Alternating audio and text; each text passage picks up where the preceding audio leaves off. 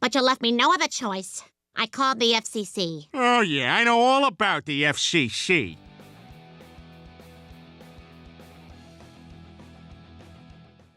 Number 10. Blue Harvest. As Peter would say, it's the greatest story on Earth. This is a story of love and loss, fathers and sons, and the foresight to retain international merchandising rights. While this could have been a simple homage to Star Wars Episode 4, A New Hope, Blue Harvest ends up being a love letter to it instead. While keeping the major story beats of the original, Family Guy puts its own twist onto it, making it entirely its own. There's this little hole. It was kind of an aesthetic choice by the architect, and if you shoot a laser into this hole, the station blows up. Their usual runtime was doubled, which gave the show the opportunity to take time with their jokes and showcase the full universe. Each character being involved in some way gives the viewer something to look forward to with each rewatch. It's one of the most ambitious episodes of the series, and proved that when it wanted to be, Family Guy could be both smart and hilarious. Yeah, but didn't Robot Chicken already do this 3 months ago? Well, I wouldn't worry about it, Chris. I don't think people are even aware of that show's existence. Number 9. Girl Interneted. Hey! Hey, guys, so I'm in my own trunk. I think I'm gonna get murdered. But before I do, I forgot I'm supposed to mention Triscuits. Making references to modern trends can be risky on TV, as there's a chance they will quickly become outdated. To avoid this, the program chose to focus on the wider effects of the internet, rather than specific references or memes. After quickly coming into internet fame as Refrigerator Meg, Meg quickly gains a following which causes her to ramp up her content to an extreme level. Even when she becomes sick, she doesn't stop, leading to a thoughtful commentary on how maintaining popularity can cause or lead influencers to harm. Refrigerator Meg here, having one of my favorite snacks, French fry sandwiches on white bread. Bad sugars and starches are the bomb. The episode also makes great points about how easily people can be manipulated by popular online users. With influencers and their questionable choices even more prevalent today, it's already done a fantastic job of holding up. Bring back the fridge! Bring back the fridge! Bring back the fridge! Number 8. Episode 420. I can't believe they threw me in jail for a quarter-ounce of pot. Well, Brian, it's your own fault. I mean, pot is illegal for a reason. It's not always the case that this show is ahead of the curve, but when they are, they get it spot on.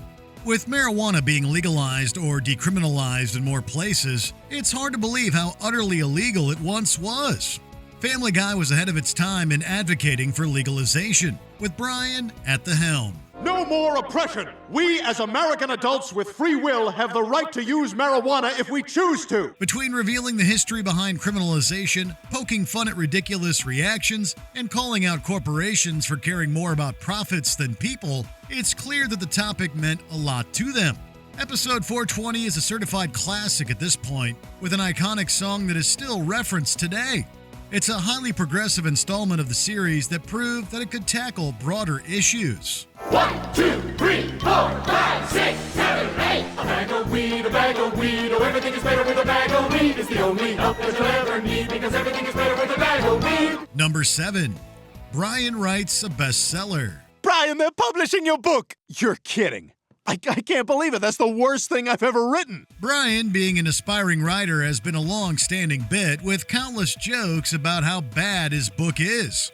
However, in Brian Writes a Bestseller, the pooch gets to experience his dreams after writing a terrible self-help book that appeals to the masses. While he initially wrote it as a joke, the success quickly goes to his head. I told them who you were when I made the reservation. Look, I have written a best-selling phenomenon. I should be sitting in the front goddamn room. It's great commentary on how quickly fame can change someone and cause them to buy into their own lies. The episode also makes great points about how writing for a check can lead to an inauthentic result. The show wasn't afraid to drag the genre, even utilizing a live-action Bill Maher scene to properly shame the books, and Brian for being simplistic and for setting unrealistic expectations. Aren't wish it and want it really the same thing? I mean, your book basically makes 3 points and 2 of them the same point. Number 6. You may now kiss the, guy who receives. Everyone, Ricardo and I are getting married! Oh, that is terrific. It's about time you two settled down. Family Guy may not be known for sensitivity towards activism, but that doesn't mean it's necessarily hateful either. In the 2000s, marriage equality was just a concept that people were fighting hard for and was much less talked about. The show shone a spotlight on the issue in this irreverent and witty episode. Peter, I'm not sure I'm comfortable having this wedding at the house. Lois, I don't know what the big deal is, so they're gay. From making a statement on how some leaders will use human rights as a way to distract from scandals, to calling out the hypocrisy presented by homophobes, it's a surprisingly progressive piece. Lois, in particular, had a fantastic character arc, where she struggled between her beliefs and doing what's right. While it has a serious message, it's jam-packed with jokes that help it remain lighthearted, making it perfect for countless rewatches. So 2 straight people who hate each other have more of a right to be together than 2 gay people who love each other? That's what we raised you to believe. Number 5. Hot Shots. Wait, and this can't be right. They actually put some of the disease in the shot? Hey man, how many questions your lady ask? Like a million? Sometimes this show gets things so eerily spot on, you can't help but wonder if the writers can see the future. This is most evident in the season 15 installment, Hot Shots, wherein Peter and Lois become anti-vaccination advocates and inadvertently cause a measles outbreak. This causes Quahog to be put under quarantine, which proved to age well just a few years later when COVID-19 began to spread. Look, Brian, I was skeptical too, but then I did some research and I found some very interesting things from the leader of the anti-vaccination movement, Jenny McCarthy. It managed to predict several aspects of the pandemic, from the quarantine to the response to the vaccines. Besides predicting the future, it also makes excellent points about how harmful anti-vax propaganda can be. It's an episode in their catalog that has literally aged well, in the most unfortunate way possible. What the hell is all this? I'm trying to protect myself from all those diseases I'm not vaccinated against. Number 4. I Dream of Jesus. I'm going to ask you this only once.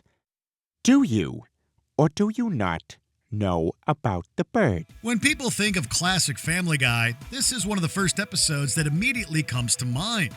From Peter's obsession with the song Surfin' Bird to the commentary on modern-day fame, it's one that you can show to a new viewer to give them an idea of the show's comedy and writing. Do you have Surfin' Bird by the Trash Men? No, I'm sorry. A dog and a baby came in and bought all 63 copies. Damn it, this is a third used record store with that same story. Although it has its thought-provoking elements, it also has stellar comedic moments that still hold up today. While the jabs about religion could have come across as offensive, they were done in a way that didn't feel truly malicious, which helped it appeal to a wider audience. It was a balancing act, and they nailed it, enabling the episode to become one of the most well-known in the series. My next guest died for our sins, and now it looks like he's back on the scene. Please welcome from the Bible, Jesus Christ. Oh, Jesus! Number 3.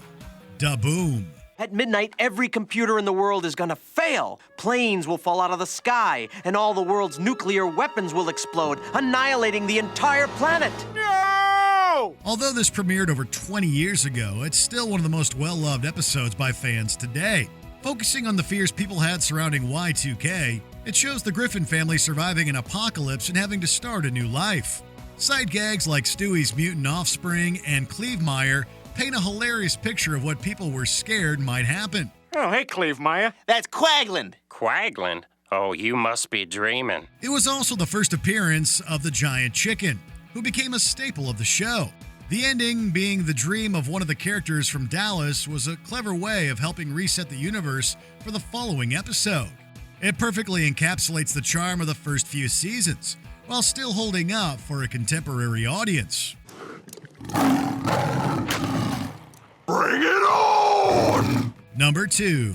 Road to the Multiverse. What's that? It's how I got the pig. You ever heard of the multiverse theory, Brian? Well, of course I have, but I'm wondering if you have. Although the concept of alternate universes has been done to death by huge franchises like the Marvel and DC cinematic universes, Family Guy was one of the first shows to truly explore it.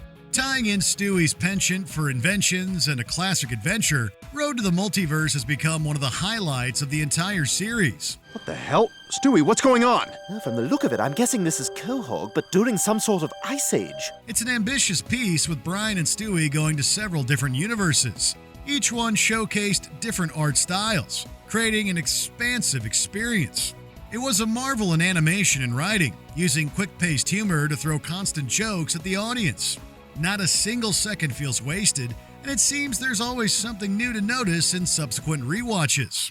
There's no question why this has become so beloved. Lois, where is my supper? Still in the oven. Will I have it soon? Quite soon. Thank you. You're welcome. Yeah. Yeah. Yeah. Yeah. Yeah. Yeah. I'm frightened. Let's go. Number 1. PTV. Gentlemen, we got 20 calls about the David Hyde Pierce incident. And as you know, one call equals a billion people, which means 20 billion people were offended by this. The meta episodes of this series have always been great, but none have been able to capture the essence of the show and greater society than this one. PTV is all about Peter starting his own public access show in a response to mass censorship following an incident at the Emmys. While people love his honest and raunchy programming, eventually Lois calls the FCC, who start to censor their actual lives. What are you doing? Censoring real life. From the cold opening to the commentary, it is a masterclass in comedy. It's bitingly hilarious and perfectly conveys the writer's frustration over having to constantly self-censor.